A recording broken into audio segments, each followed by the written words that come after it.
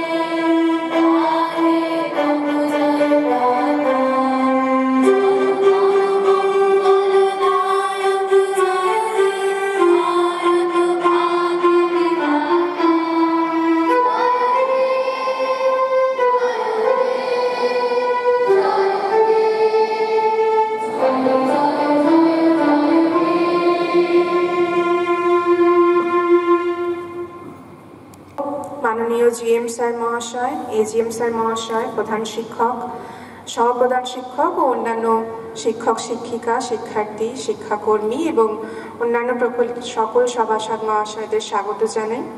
আমাদের মধ্যে উপস্থিত হয়েছেন আমাদের নতুন এজিএম স্যার রুদ্রভানু গুপ্ত স্যার, ওনাকে আমরা বিশেষ অভ্যর্থনা জানাই এবং স্বাগত জানাই।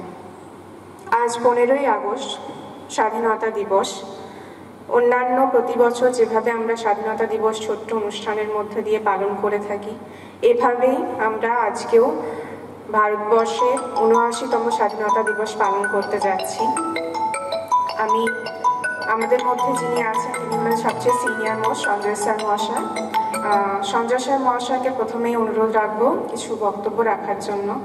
আমাদের সকলের মধ্যে সঞ্জয় স্যার এবং আমাদের জন্য, শিক্ষার্থীদের জন্য এই বিশেষ দিনটি স্মরণীয় হয়ে থাকবে। যদি স্যার কিছু বলেন, স্যার প্লিজ।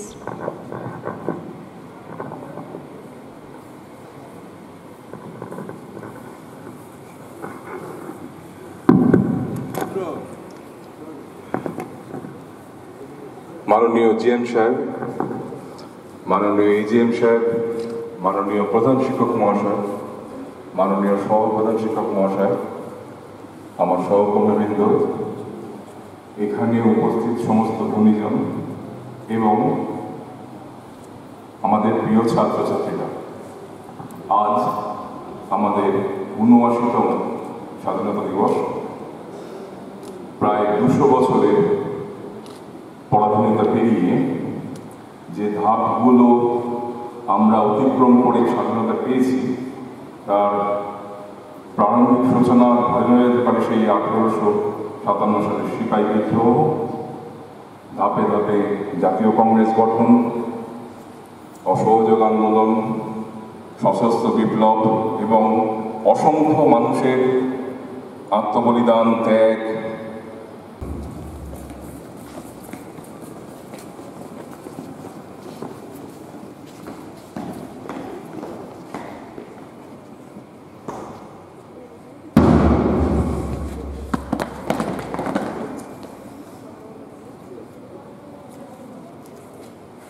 যে নদীর উপর আজ আমাদের তেরঙ্গা গর্বের উড়ান উঠছে, তার শিলিগুড়িতে আঁকা আছে রক্তমাখা আত্মবলিদানের অসংখ্য ছবি।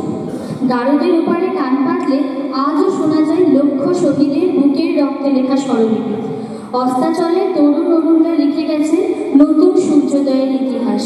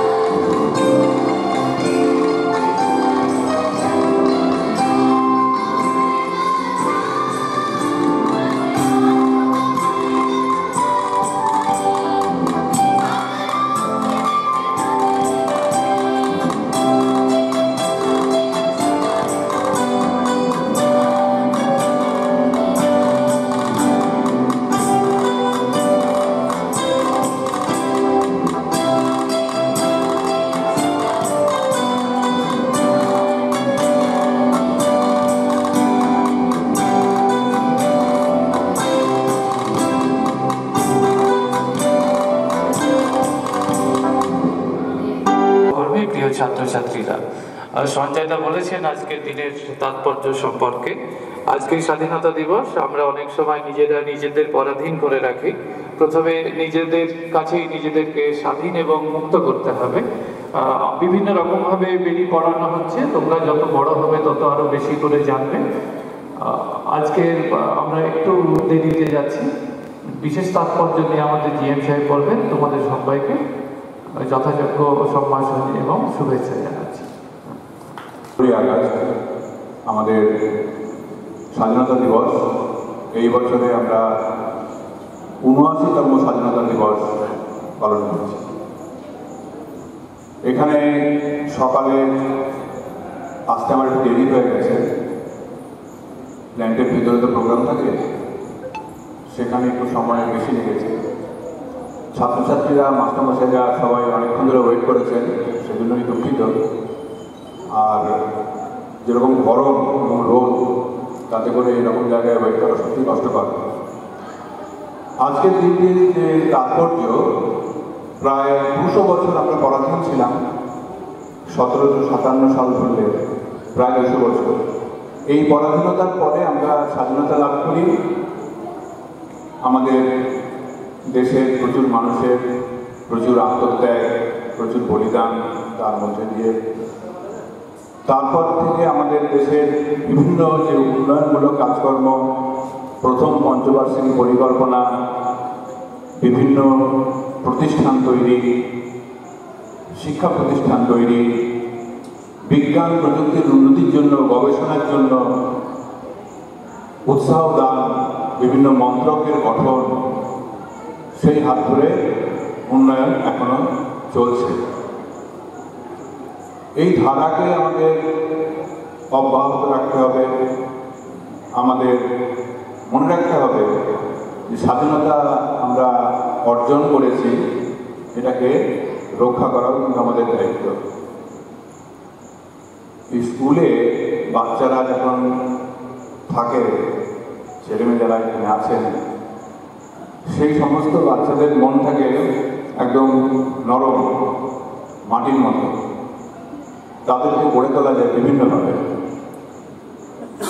দেশ গঠনে তাদের ভূমিকা, তাদের ভবিষ্যতে কি কি করলে ভালো নাগরিক হওয়া যাবে, ভালো মানুষ হওয়া যাবে, সবচেয়ে বড় কথা, সেটা কিন্তু করা অনেকটাই পরিবার থেকে আসে, আর অনেকটা আসে স্কুল থেকে। আমরা অনেকে জানি না, অনেক সময় শিক্ষক মশাইরাও হয়তো অতটা ভালো করে খেয়াল যারা করেন তারা বুঝতে পারেন, কিন্তু তারা যদি গার্জেন হিসেবে দেখেন তাহলে দেখতে পাবেন। আমি একজন অভিভাবক হিসেবে বলছি, আমি আমার ছেলেমেয়েদের সঙ্গে যখন কথা বলি তখন আমি বুঝতে পারি, আমার মেয়ে যখন বলে, আমার মেয়ে ওই কোলাঘাট স্কুলে পড়েছে ছোটোবেলায়, ওর মনের মধ্যে ছোটোবেলায় যে শিক্ষকদের কথা, শিক্ষিকাদের কথা কি গভীর প্রভাব ফেলেছে চিন্তা করা যায় না। সেই জন্য স্কুলের এই যে মাস্টারমশাইদের কথাবার্তা, আমাদের ম্যাডামদের কথা, এটা কিন্তু খুব গুরুত্বপূর্ণ। হিউম্যান বিং, মানব শিশু, সেখান থেকে মানুষ হয়ে ওঠা, বিং হিউম্যান, এই যে জাতি, এই পরিক্রমা, এটাতে স্কুলের একটা অত্যন্ত গুরুত্বপূর্ণ ভূমিকা আছে। সেই জন্য স্কুলে এই স্বাধীনতা দিবস পালন করা, তার তাৎপর্য জানা, বোঝা, এটা খুব দরকার। জন্য অংশগ্রহণ করার জন্য ধন্যবাদ জানাই, শুভেচ্ছা জানাই, অভিভাবক জানাই। আর একটা হচ্ছে যে আমরা এই স্কুলটি আমাদের বক্রেশ্বর থার্মাল পাওয়ার স্টেশনের সঙ্গে সংযুক্ত, টাউনশিপের মধ্যে আছে। টাউনশিপের ছেলেরাও পড়ে, বাইরের ছেলেরাও পড়ে। সেই জন্য এখানে জেনে রাখা ভালো যে আমাদের বক্রেশ্বর তাপবিদ্যুৎ কেন্দ্রের যে পারফরমেন্স আমরা যেভাবে এগিয়ে চলেছি, আসলে দেশ তো আলাদা কোনো জিনিস নয়। দেশের প্রতিটি নাগরিক, শিল্প, শিক্ষা সব কিছুর সঙ্গে সঙ্গেই দেশ এগিয়ে চলে।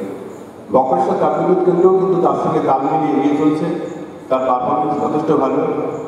সঙ্গে সঙ্গে এটাও মাথায় রাখতে হবে যে আমরা কিন্তু ফসিল ফুয়েল, অর্থাৎ কয়লা পুড়িয়ে বিদ্যুৎ তৈরি করি, এটা পরিবেশকে দূষিত করে।